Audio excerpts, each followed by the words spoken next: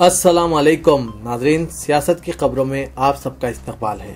मैं हूं मोहम्मद असलम हुसैन। सबसे पहले नजर डालते हैं आज की कुछ अहम सुर्खियों पर। दाइश ने 21 मिस्री ईसाइयों के सर कलम कर दिए, वीडियो जारी। मिस्र में 7 दिन सोग। वजीर आजम का मौक़िफ़ फिर तब्दील, शरद पवार से कुर्बत। शादी मुबारक स्कीम पर अमलावरी में रज़ाकाराना तंजीमों का अहम रोल। मुलाजमीन की कमी के सबब महकमा अक़लियती बहबूद शऊर बेदारी से कासिर। सियासत हेल्पलाइन सेंटर से मुस्तहीक़ीन की रहनुमाई। चलिए नाज़रीन, बढ़ते हैं खबरों की तफसील की तरफ।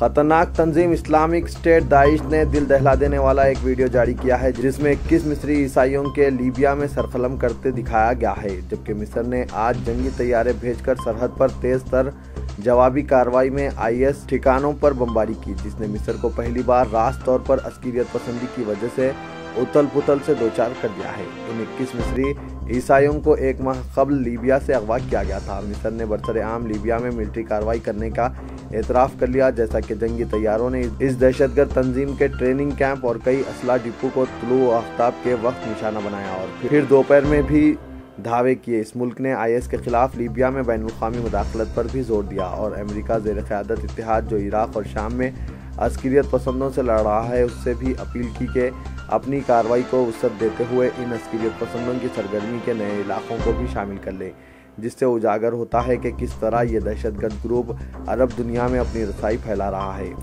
सिक्योरिटी ओहदेदारों ने कहा कि जंगी तैयारों ने फ़िज़ाई हमलों की दूसरी लहर के दौरान लीबिया के मशरक़ी साहली शहर दारना और इसके मज़ाफ़ात को निशाना बनाया। हमलों के पहले राउंड में भी तेल की दौलत से मालामाल इस मुल्क में इंतहा पसंदों के गढ़ दारना को निशाना बनाया गया, जहां दाखिली बदामनी ने ग्रुपों के लिए आमा जगहें पैदा कर दी है। यह मिस्री कार्रवाई उस 5 मिनट तवील घिनौने वीडियो के जवाब में की गई, जिसमें हाथ बांधे और नारंगी जंपसूट्स में मलबूस यरगुमालियों को दिखाया गया, जिन्हें सयाह नकाब पोश दहशतगर्द लीबिया के दारुल हुकूमत तराबलेस के करीब साहिल समंदर पर कत्ल कर रहे हैं। वीडियो झलकी के इख्तिताम पर एक अस्करियत पसंद को यह कहते हुए दिखाया गया है कि यह समंदर जिसमें तुम लोगों ने शेख उसामा बिन लादेन की नाश पोशीदा कर दी है, हम अल्लाह की कसम खाते हैं इसमें तुम्हारा खून शामिल कर देंगे। सरकलम करने का यह वाक़या इस बुनियाद परस्त ग्रुप के ज़ेर कब्ज़ा शाम और इराक़ की सरजमीन के बाहर अपनी नबियत का अव्वलीन वाक़या है। मिस्री फ़ौज के तर्जुमान मोहम्मद समीर ने एक बयान में कहा कि कातिलों और मुजरिमों से मिस्री खून का इंतकाम लिया जाएगा। निफाज कानून मिस्र का हक़ है। हर एक को मालूम होना चाहिए कि मिस्र के पास ढाल है जो अपनी सयानत की हिफाजत करती है और एक तलवार है जो दहशतगर्दी का सर काट देती है। 21 मिस्री ईसाइयों के सरकलम करने के वाक़े पर मुल्क में 7 दिन के शोक का ऐलान किया गया है। सरकारी खबररसां इदारे मीना ने कहा कि क़बती गिरजाघर के तर्जुमान ने यकीन ज़ाहिर किया कि 21 मिस्री ईसाइयों के खून का बदला दौलत इस्लामिया से लिया जाएगा।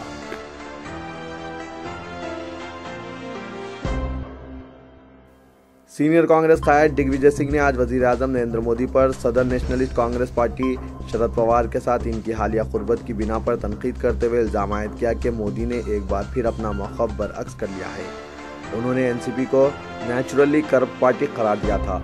दिग्विजय ने कहा कि NCP मोदी के लिए इतनी करप्ट नहीं है। वजीर आजम ने एक बार फिर अपना मौक़िफ़ बरअक्स कर लिया है।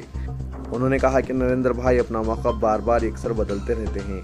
मोदी ने पवार के साथ महाराष्ट्र के बारामती में हफ्ते को एक ही शह नशीन पर शिरकत की थी, जिसके नतीजे में यह क़यास आराइयाँ गर्म हो गई हैं कि दोनों पार्टियों में गुज़िश्ता साल की तलक़ी के बाद दोबारा क़ुर्बत पैदा हो रही है। वज़ीर आज़म मोदी ने महाराष्ट्र इंतख़ाबात के दौरान गुज़िश्ता साल NCP को नेचुरली करप्ट पार्टी करार दिया था। इनके दौरे से वज़ीर आज़म के साथ शरद पवार की दोबारा क़ुर्बत पैदा हो गई। पवार को एक तजुर्बेकार क़ायद करार देते हुए मोदी ने कहा कि वो NCP लीडर से हर माह 2 मरतबा से ज़्यादा बातचीत करते हैं। पवार को हमेशा काश्तकारों की बुरी हालत का ख्याल रहता है।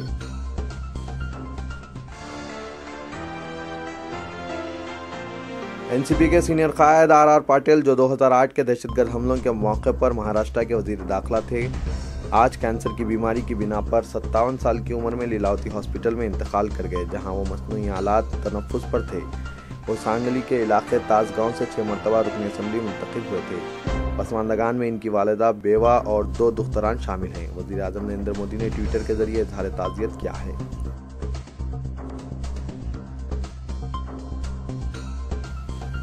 वज़ीर आला दिल्ली अरविंद केजरीवाल, जो इस ओहदे पर हफ्ते को दूसरी मरतबा फायज हुए, आज अलग सुबह वो मॉर्निंग वॉक पर निकले। उनके हमरा शरीक हयात सुनीता केजरीवाल भी थी।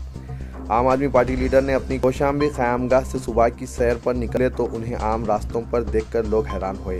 कई लोगों ने उनके साथ तस्वीरें भी खिंचवाई और चीफ मिनिस्टर ने किसी को भी मना नहीं किया।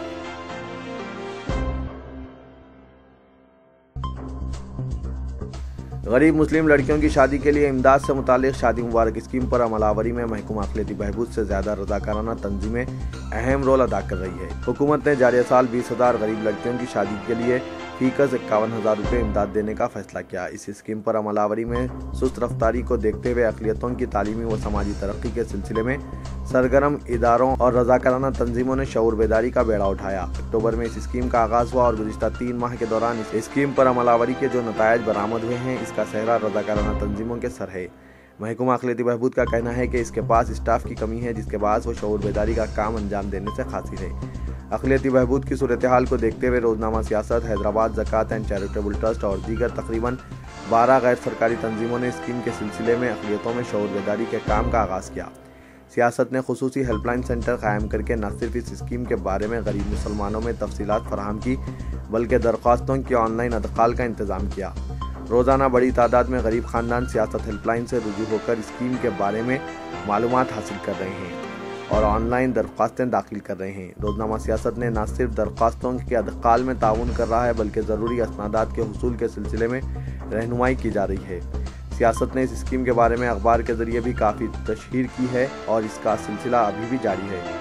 इसी तरह हैदराबाद ज़कात चैरिटेबल ट्रस्ट ने तमाम 10 अजला में इस स्कीम के सिलसिले में रहनुमाई के लिए खुसूसी वॉलंटियर्स का तकर्रुर किया।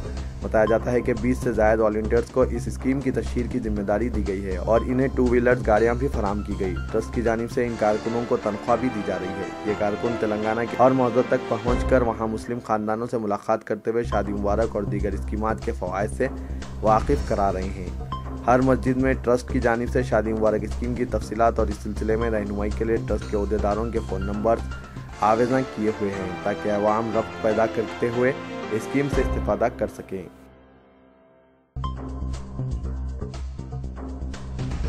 अवाम को अपनी औलाद की तरह नहीं देखने वाली क़यादतें जन्नत की हकदार नहीं होती और दुनिया में भी जिल्लत व रुसवाई इनका पीछा करती रहती है। Government special primary school for blind Darushifa की प्लैटिनम जुबली तकरीब से खिताब करते हुए deputy chief minister Mohammed Mahmood Ali ने इन ख्यालात का इजहार किया। रुकने parliament Chevella Konda Vishweshwar Reddy, director for school education Chiranjalu, AIS project officer RVM doctor Subba Reddy, DEO Hyderabad Somi Reddy ने भी खिताब किया। मोहम्मद महमूद अली ने कहा कि हुक्मरानों और मुंतखब अवामी नुमाइंदों पर यह जिम्मेदारी आयद होती है कि वो अपनी रियाया बिलखुसूस माशी तौर पर जिस्मानी माजूरीन का खास ख्याल रखें। उन्होंने कहा कि तेलंगाना हुकूमत रियासत की गरीब अवाम बिलखुसूस जिस्मानी माजूर अफराद के हाथों की छड़ी है। उन्होंने जिस्मानी माजूरीन के लिए हुकूमत के वज़ाइफ का जिक्र किया और कहा कि 1500 रुपये जिस्मानी माजूरीन को वजीफ़ा जारी करने का हुकूमत ने जो फैसला किया है, इसका मकसद मुआशी कमज़ोर जिस्मानी माजूरीन को हत्तल इम्कान इमदाद फराहम करना है। उन्होंने कहा कि आसिफ जाही दौरे हुक्मरानी में 75 साल कबल खुसूसी तौर पर नाबीना लोगों के लिए इस स्कूल का क़याम अमल में लाया गया था, जो आंध्राई दौरे हुक्मरानी में तासुब का शिकार रहा। उन्होंने नाबीना तलबा के लिए कायम इस इदारे की हालत ज़ार पर तासुब का इजहार करते हुए अंदरून 1 हफ्ता मज़कूरा स्कूल में बैतुल खला की तामीर का ऐलान किया और कहा कि कलेक्टर हैदराबाद से इस ज़िमन में मुशावरत के बाद मज़कूरा स्कूल की नई इमारत जो असरी सहूलतों से आरास्ता होगी की तामीर की जाएगी। तो ये था आज का खबरनामा। दीजिए इजाज़त। अल्लाह हाफिज़।